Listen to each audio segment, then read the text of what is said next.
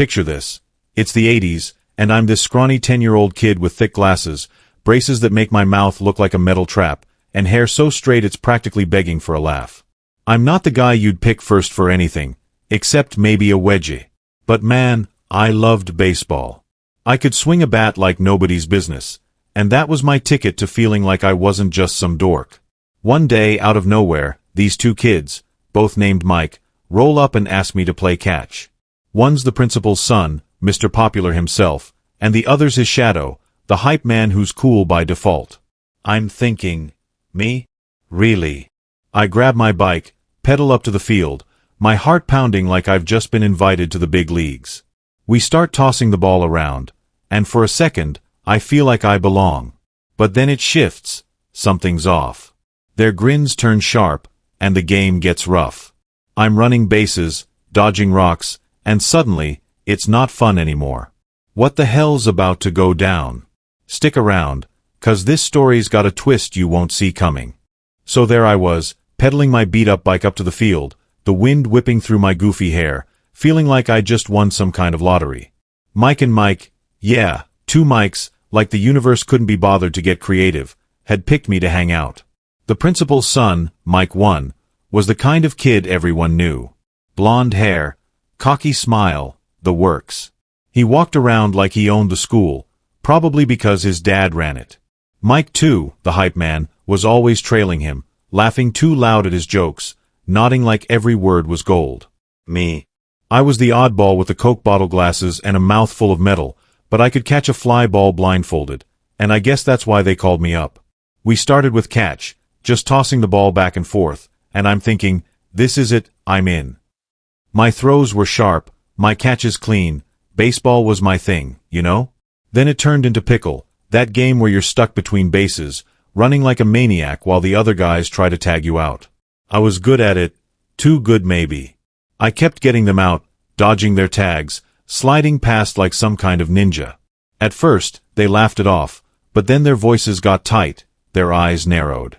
Come on man, stop showing off, Mike 1 snapped, and Mike 2 chimed in with a snicker. I just grinned, figuring they'd get over it. But they didn't. The air shifted, like when you smell rain before the storm hits. I queued up to run again, and that's when it got ugly. Mike 1 didn't just tag me. He smacked me with his glove, hard, right across the chest. I stumbled, caught my balance, and laughed it off. 'Cause what else do you do? Then Mike 2 shoved me as I rounded the base, and I hit the dirt, my knee scraping against one of those big rocks we were using as markers. It stung like hell, but I got up, brushing it off, still trying to play it cool. Guys, chill out, I said, my voice wobbling a little. They just smirked, like I'd handed them a free pass to keep going. I don't know why I didn't leave right then. Maybe I wanted to prove something, to them, to myself. I'd spent so long being the kid everyone picked on, the one they'd trip in the hall or mock for my braces. Baseball was my shield, my one shot at respect, and I wasn't about to let these two clowns take it away. But as we kept playing, it wasn't a game anymore. It was a test, and I was failing it just by being there. Every shove, every laugh, chipped away at that little spark of hope I'd had riding up to the field. I was mad, sure, but mostly I was hurt. Hurt that I'd thought, even for a second, that they'd see me as anything more than a punching bag. And trust me, it was about to get worse. The sun was dipping low, casting long shadows across the field, and I could feel the sweat sticking my shirt to my back. My leg was throbbing from that last fall, a dull ache pulsing where I'd hit the rock. I should have walked away, should have grabbed my bike and peeled out of there, but I didn't. I queued up to run again, my chest tight, telling myself I could handle it. Mike 1 and Mike 2 were circling now, like sharks who'd smelled blood. The bases, those damn rocks, loomed ahead, and I took off, legs pumping, determined to make it through. This time, it wasn't a tag. Mike 1 charged at me, his glove swinging like a club, smacking me square in the shoulder. I staggered, barely keeping my feet, and before I could recover, Mike 2 came in low, shoving me hard. I went down, my hands scraping the dirt, my knees slamming into that same jagged rock. Pain shot through me, hot and sharp, and I felt tears prick my eyes, not just from the hurt, but from the humiliation. I was sprawled there, glasses crooked, braces glinting in the fading light, and they were laughing. Full-on, gut-busting laughs, like I was the funniest thing they'd ever seen. "Stop it," I said, my voice cracking. I pushed myself up, dirt caked on my palms, and glared at them. "Next time, I'm gonna get mad. For real." It sounded pathetic even to me, like a kitten hissing at a bulldog. Mike 1 just snorted, wiping his nose with the back of his hand. "Oh yeah. What are you gonna do, brace face?" Mike 2 doubled over, cackling, and I felt my face burn. I wasn't tough. I wasn't the kid who fought back. I was the one who took it day after day, because that's just how it was. But something was simmering inside me, something I didn't even recognize yet. They didn't stop. I lined up again, stupidly, stubbornly, and took off. Halfway to the base, Mike 1 barreled into me, his hands slamming into my chest. I flew back, landing hard on that rock again, and this time it wasn't just pain, it was fire. My legs screamed, my breath caught, and those tears I'd been fighting spilled over. I wasn't sobbing, not yet, but my eyes were wet, and I hated myself for it. "You're such a baby," Mike 1 taunted, towering over me. Mike 2 kicked dirt my way, grinning like an idiot. I pulled myself up, limping a little, and wiped my face with my sleeve. I didn't say anything this time. I couldn't. My throat was too tight, my heart pounding too loud. Looking back, I think that's what got me, the way they didn't even care. It wasn't just about the game anymore. It was about tearing me down, piece by piece, until there was nothing left.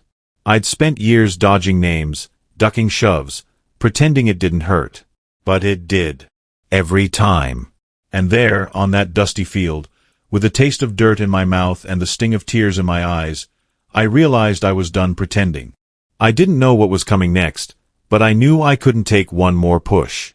Not one more.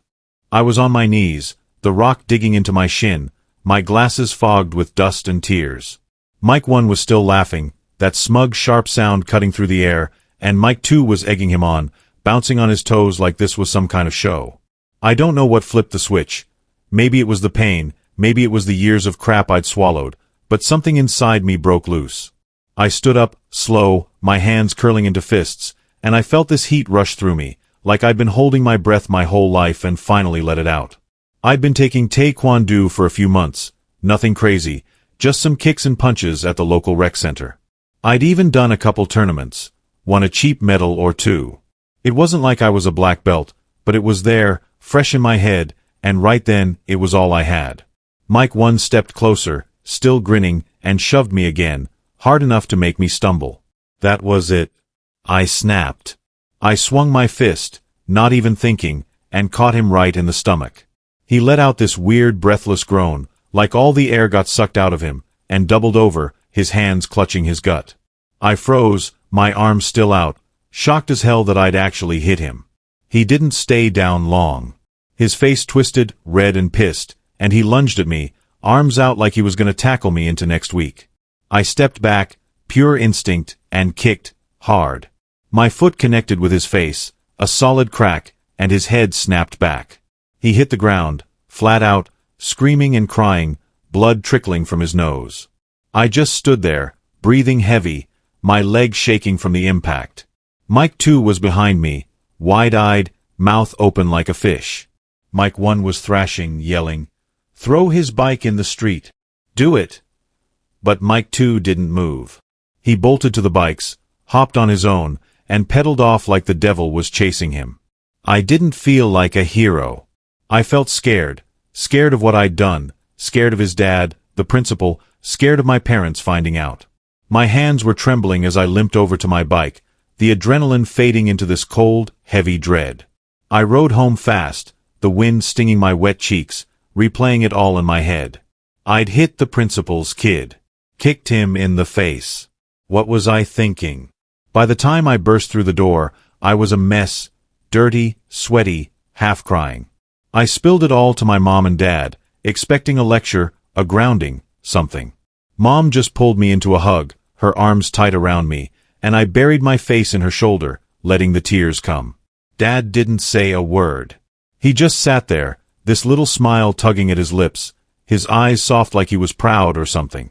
That night, I lay in bed, staring at the ceiling, my legs still aching, my mind racing. I'd crossed a line I didn't even know I could cross. I wasn't the kid who fought back, until I was. And as scared as I was, there was this tiny, quiet part of me that felt alive.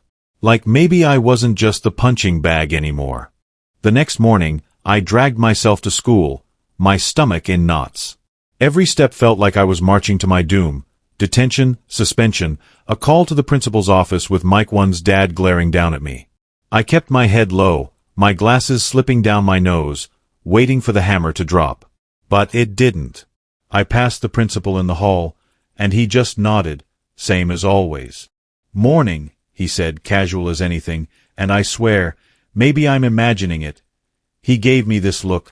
Not mad, not disappointed, but like he knew. Like he'd heard the story and thought, "Good for you, kid." I'd been the punching bag for so long, he'd probably seen it all from his office window. It threw me off, but I kept walking, heart still thudding. Then I saw Mike 1. He was by the lockers, surrounded by his usual crew, and there it was, a nasty black eye, purple and swollen, blooming across his face. I slowed down, half expecting him to charge me, but he didn't. I caught the tail end of his story, and then I kicked his ass. You should have seen it. His friends nodded, eating it up, and I just stood there, stunned. He saw me, and for a second, our eyes locked. I braced myself for a fight, but he didn't say a word. He just turned back to his buddies, kept talking like I wasn't there. I didn't call him out. Why would I? The truth was on his face, and that was enough. Mike 2, the hype man, didn't even look at me. He slunk around the halls, quiet for once, like he'd seen a ghost and didn't want to talk about it. But Mike 1. Something shifted. A few days later, he started nodding at me in the halls, then sitting near me at lunch. Before I knew it, we were friends. Actual friends. Not best buds or anything, but he'd throw me the ball during recess, crack a joke, act like that day on the field never happened. And the other guys, the ones who'd trip me or mock my braces, they backed off. Not completely, but enough. Mike 1's shadow was long, and if he was cool with me, they had to think twice. Looking back, I don't know if I changed him or if he just didn't want to mess with me anymore. Maybe it was both. But for me, it was everything. I'd spent so long feeling small, like I didn't belong anywhere but the bottom of the pile. That day, with the dirt and the blood and the tears, I found something. Some piece of myself I didn't know I had. It wasn't about being tough or winning fights. It was about standing up, just once, and seeing that I could. My leg healed, the bruises faded, but that feeling stuck with me. Years later, I'd think about those mics, that field, that rock. I'd wonder what they remembered. Probably not much. But for me, it was the day I stopped running. The day I learned that even a kid with glasses and braces could swing back. And when I did, the world didn't end. It got a little quieter, a little kinder, at least for a while. That's what I carry with me, even now. Thanks for listening to my story. It's been a heavy one to share. I'm still figuring out what comes next, but having you here means a lot. If you connected with this, please hit that subscribe button for Life Reflections. I'd love to have you along for more real moments like this. Take care, everyone.